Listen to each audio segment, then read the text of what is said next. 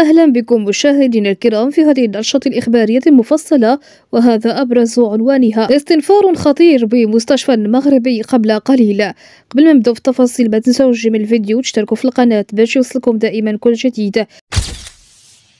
شهد المستشفى الجهوي الحسن الثاني بمدينة أكادير حالة استنفار واسعة إثر تسجيل حالة إصابة بمرض الملاريا قادمة من الأقاليم الجنوبية. وحسب ما أوردته مصادر مطلعة فإن الأمر يتعلق بسائق شاحنة للنقل الدولي مخصصة لشحن البضائع في اتجاه البلدان الإفريقية جنوب الصحراء. وأوضحت ذات المصدر أن السائق المؤكد إصابته بهذا الداء صرح المصالح الصحية أنه زار العديد من الدول الإفريقية مؤخرا، وبعدما عاد إلى المغرب شعر بأعراض المرض.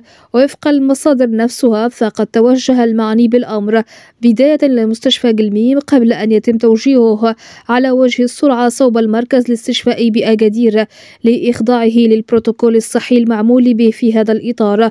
وتجدر الإشارة إلى أن داء الملاريا مرض استوائي ناتج عن طفيلي ينتقل عبر لدغة البعوض الذي يكون منتشرا في بعض البلدان الإفريقية وجنوب الصحراء. ومن بين أعراض الإصابة بحمى قوية جدا تكون مضاعفتها خطيرة على الجسم، مع الشعور بآلام في المفاصل وتقيؤ وألم في البطن.